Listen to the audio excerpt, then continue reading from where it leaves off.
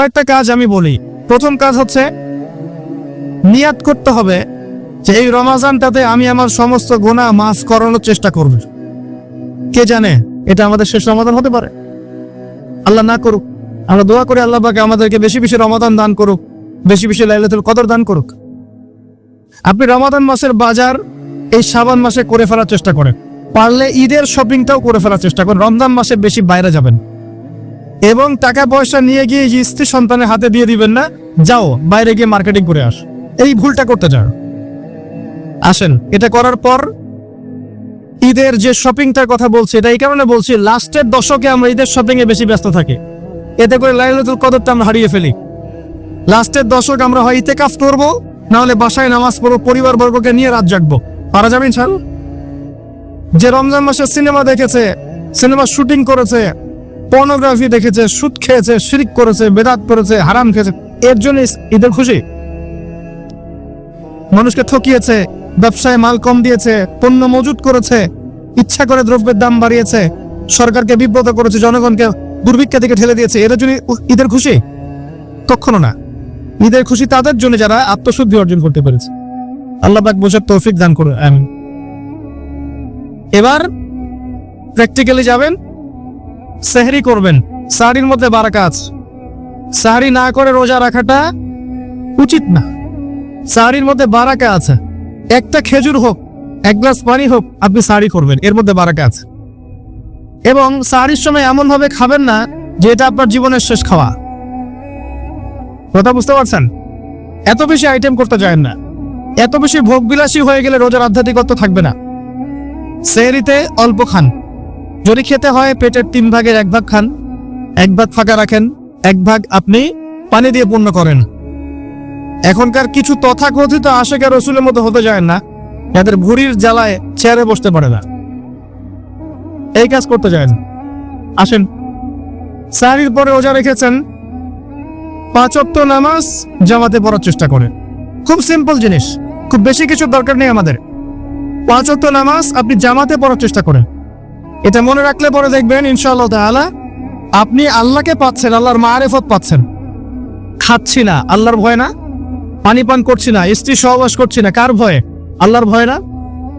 এত কঠিন কাজ করার পরেও রোজার নেকি পাওয়া যাবে না যদি রোজা রাখা অবস্থায় আমি মিথ্যা বলি, বাপে কম দেই, গীবত করি, সুদ খাই, জেনা করি, ইত্যাদি ইত্যাদি। রোজা রেখেও সুদ খাই, আমার রোজা রাখা না রাখা আল্লাহর কিচ্ছু যায় আসে না। আমরা ধর্মীয় ক্ষেত্রে যারা আছি, জানা অনুযায়ী আমল যদি না করি, দিনকে দুনিয়ার স্বার্থে ব্যবহার করি, আমাদের রোজা রাখা না রাখায় কিছু যায় আসে না।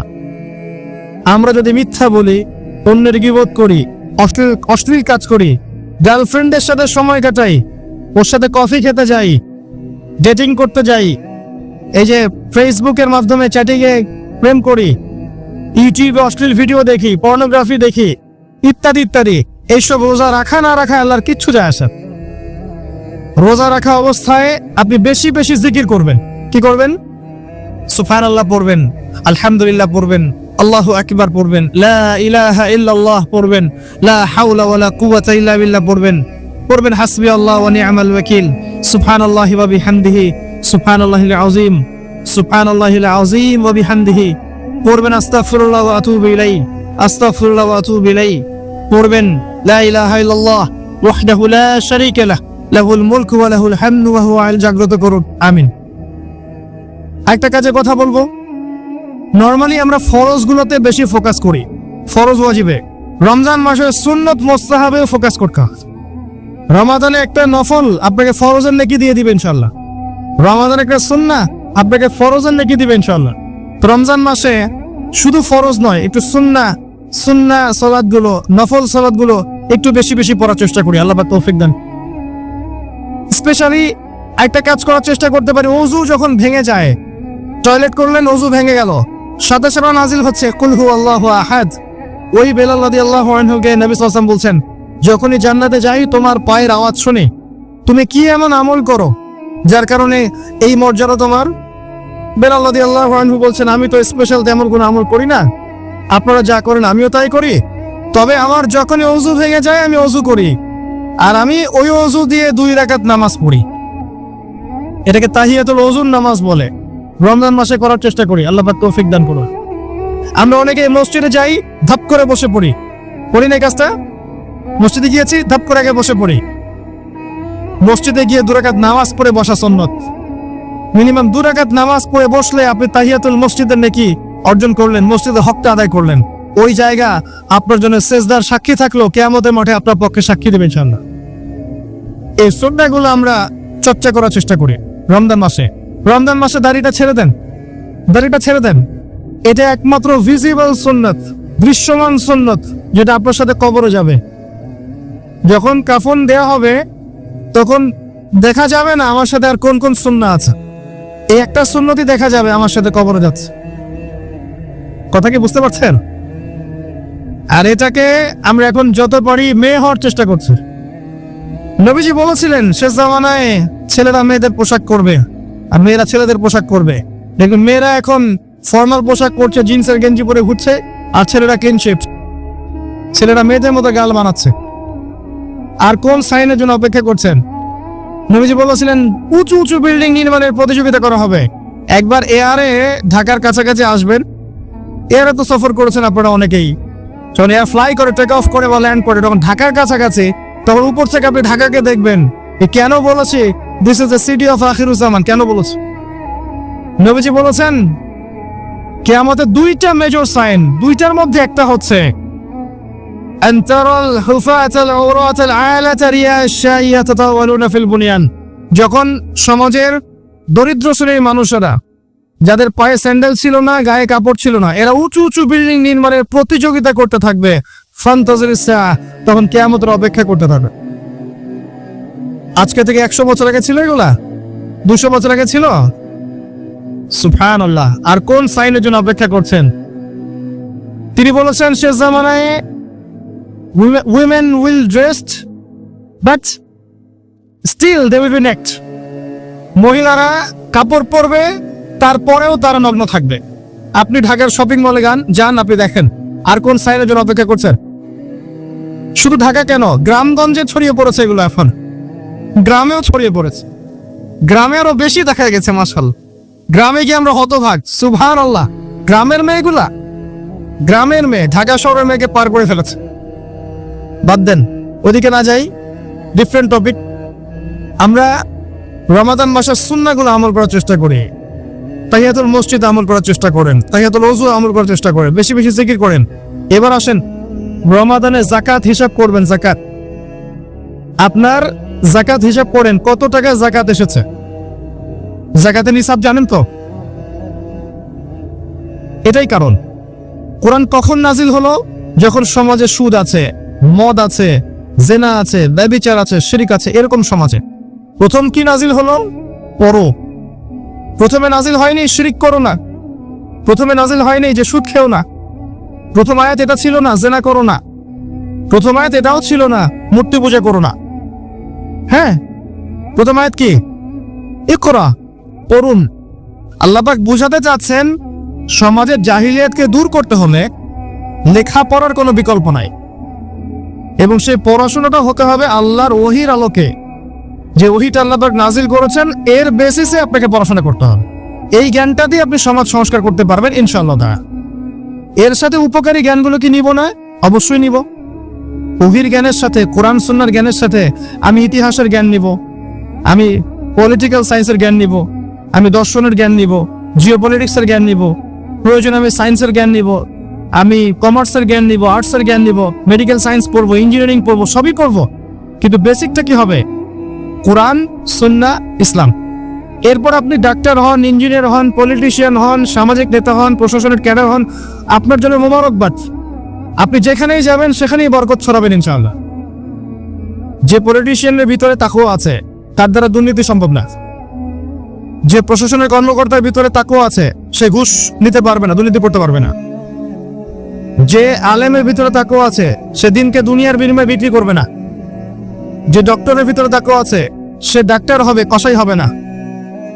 যে ইঞ্জিনিয়ারের ভিতরে তাকওয়া আছে সে দেখবেন সত্যিকারের প্রকৌশলী হবে, সে কিন্তু চোর হবে না। ভিতরটা চেঞ্জ করতে হবে, ভিতরটা, এর নাম তাকওয়া। ভিতরটা চেঞ্জ করবে একটা জিনিস, আল্লাহর ওহী, কোরআন এবং সুন্নাহ। ইসলাম, এটা আপনার ভিতরকে পরিবর্তন করবে। আর আমরা অনেক বড় বড় কথা বলি অনেক সময়, কিন্তু মূল কাজটা হচ্ছে ভিতরটা পরিবর্তন করা। আমাদের সবার সাথে যার যার কলব যাবে, যার যার আমল যাবে। আল্লাহ পাক আমাকে কলার চেপে ধরে বলবেন না যে বাংলাদেশে ইসলামী খেলাফত কায়েম করে আসো নাই কেন, এটা আল্লাহ পাক আমাকে বলবেন না। আল্লাহ পাক বলবেন তোমাকে যে দায়িত্ব দিয়েছিলাম ওই দায়িত্ব ঠিকঠাক মতো পালন করেছো কিনা। আল্লাহ পাক এটা বলবেন না। বেসিকে আসেন, নিজের আত্মশুদ্ধি, এটা বেসিক। আলাইকুম আনফুসাকুম, নিজের নফসের খবর নাও, নিজের নফসটাকে পবিত্র করো, নিজের নফসের মধ্যে হিংসা ত্যাগ করো, বিদ্বেষ ত্যাগ করো, অহংকার ত্যাগ করো, রিয়া ত্যাগ করো, দুনিয়ার মোহ ত্যাগ করো। নিজের নফসের মধ্যে বেশি বেশি পরকারের ফিকির আনো, জিকির করো বেশি বেশি, কোরআন বেশি বেশি তেলাওয়াত করো, হালাল খাও, আদর্শ পরিবার গঠন করো, তাওহীদে থাকো, সুন্নতে থাকো, ইনশাআল্লাহ হাসতে হাসতে জান্নাতে চলে যাবেন। একটা হাদিস আমি পড়েছি ফয়জুল কালাম বইয়ের মধ্যে, গতকালকে মাহফিলও বলেছিলাম, আপনাদেরকে বলছি। মাদ্রাসায় পড়ানো হয় ক্লাসিক্যাল একটা বই ফয়জুল কালাম, সবাই কিনতে পারেন, হাদিসের বই, চমৎকার কিছু হাদিস আছে। এখানে একটা হাদিস আছে আমাদের জন্য সুসংবাদ। নবী সাল্লাল্লাহু আলাইহি ওয়াসাল্লাম বলছেন, হে সাহাবীরা, তোমরা এমন একটা যুগের মধ্যে বাস করছো যেই যুগে কেউ যদি ইসলামের 10% ছেড়ে দেয় সে ধ্বংস হয়ে যাবে। সাহাবীদেরকে বলছেন তোমরা এমন একটা যুগে বাস করছো, এই যুগে ইসলামের 1/10 কেউ ছেড়ে দিলে সে ধ্বংস হয়ে যাবে। কিন্তু তোমাদের পরে এমন একটা যুগ আসবে যেই যুগে মানুষ যদি 1/10 ধরে রাখতে পারে, 10% ধরে রাখতে পারে, তাহলেই নাজাত পেয়ে যাবে ইনশাআল্লাহ। আমরা সে যুগে আছি না? আমাদের চতুর্দিকে ফিতনা নয় কি? আপনার ঘরে ফিতনা, সমাজে ফিতনা, ইকোনমিক্সে ফিতনা, রাষ্ট্রে ফিতনা, বিশ্বে ফিতনা, ধর্মে ফিতনা, সবখানেই ফিতনা, ফাসাদ। আমরা সেই যুগের মধ্যে বাস করছি। আসুন, আল্লাহ পাক কোরআন নাজিল করলেন, প্রথমে পড়তে বললেন।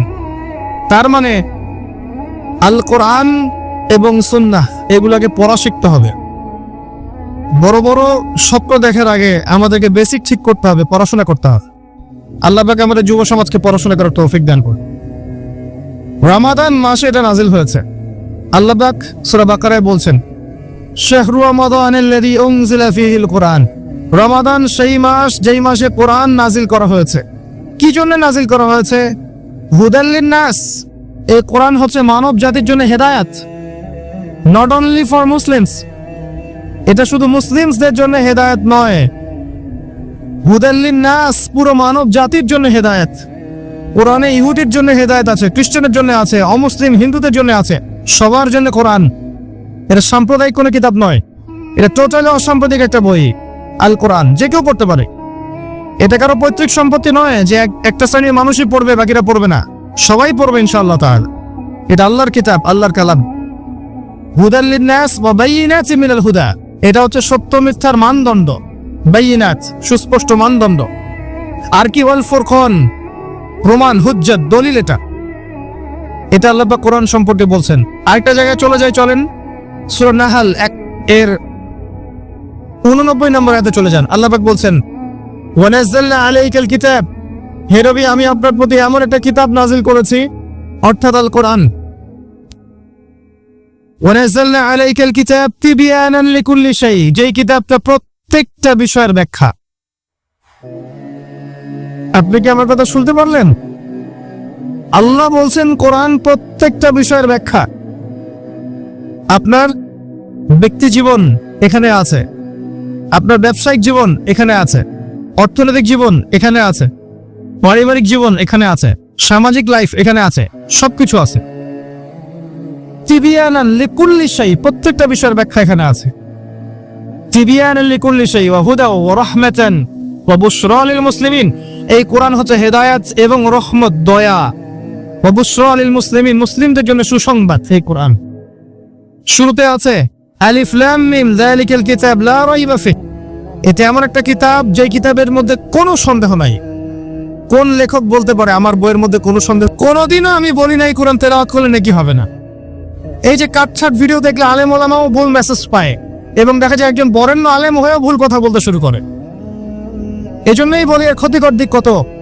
মূল বিষয় তার নখদর পড়ে নাই, একটা কাটছাট ভিডিও দেখেছে, দেখেই কথা বলা শুরু করলো।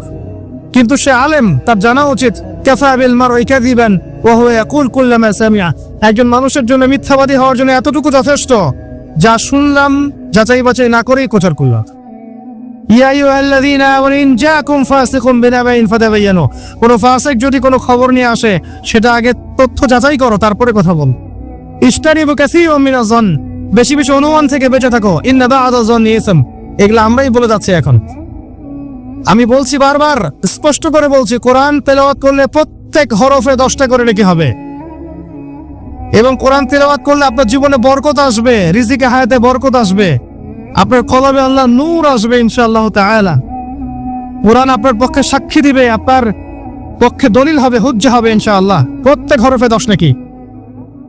তবে তবে শুধু তেলাওয়াত করলেই আমি কোরআনের অর্থগুলো বুঝতে পারবো না, আর অর্থগুলো না বুঝলে আমি কোরআনে আল্লাহর মৌলিক মেসেজগুলো ধরতে পারবো না, ধরতে না পারলে সেই মেসেজগুলোর উপর আমল করতে পারবো না।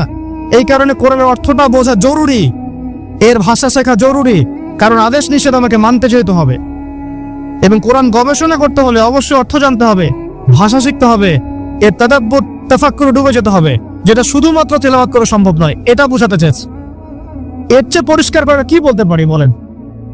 সুবহানাল্লাহ। আল্লাহ পাক আমাদেরকে বোধ শক্তি দান করুন। আল্লাহর ওয়াস্তে রমজান মাসে ভাই কোরআন তেলাওয়াত বাড়িয়ে দেন। যারা হাফেজ আছেন এই মাসে হিফজ চর্চা করবেন, আমার জন্য দোয়া করেন যেন আমি এই মাসে পুরোটা হিফজ করতে পারি। হিফজ চর্চা না করতে করতে অনেকটা ভুলে যাচ্ছে। আসলে নবী সাল্লাল্লাহু আলাইহি ওয়াসাল্লাম বলেছেন, চর্চা না করলে কোরআন এত দ্রুত কলব থেকে বের হয়ে যায় যে একটা উটকে যদি ছেড়ে দেন সে যত দ্রুত চলে যাবে। আমাদের জন্য, আমার জন্য দোয়া করবেন যাতে কোরআনের হকটা আদায় করতে পারি। আল্লাহ পাক তৌফিক দান করুন, আমিন। এবং যারা হাফেজে কোরআন তাদের উচিত আরবি ভাষা এবং সাহিত্য জেনে তাফসিরগুলো পড়ে কোরআনের আয়াতগুলো কিনে একটু গবেষণা করা, আয়াতগুলো বোঝার চেষ্টা করা, আল্লাহ পাক কি বলেছেন কোরআনের মধ্যে বোঝার চেষ্টা করা, এগুলো জনগণকে বোঝানো। এবং এটা বোঝাতে আপনি উগ্র হবেন না, চরমপন্থী হবেন না, আক্রমণাত্মক হবেন না। আমরা কেউ কারো শত্রু নই, আমরা সবাই সবার বন্ধু, সবাই সবার ভাই। আমরা সবাই সবার ভাই, এক উম্মাহ, ওয়ান উম্মাহ নেশন। তাই আমরা কোরআনের মৌলিক মেসেজগুলো যুগোপযোগী ভাবে সবার সামনে তুলে ধরবো, উপস্থাপন করব, মানার জন্য ফোর্স করব না। যাকে আল্লাহ পাক হেদায়েত দিবেন সে মানবে ইনশাআল্লাহ, যাকে আল্লাহ পাক হেদায়েত দিবেন না সে মানবে না, তার হিসাব সে দিবে, আমার কোনো দায় দায়িত্ব। আর সর্বশেষ কথা হচ্ছে, আল কোরআন এর মধ্যে অনেক আদেশ এবং নিষেধ আছে। রমজান মাসে আমরা যদি কোরআন পড়ি আর বুঝি কিন্তু কোরআনের আদেশ আর নিষেধগুলোকে ফলো না করি, না মেনে চলি, তাহলে আদতে কোরআনের হকটা আদায় হচ্ছে না। এবং এই কোরআনের মেসেজ আমাদেরকে মুসলিম অমুসলিম সবার দ্বারে দ্বারে পৌঁছে দিতে হবে ইনশাআল্লাহ তাআলা।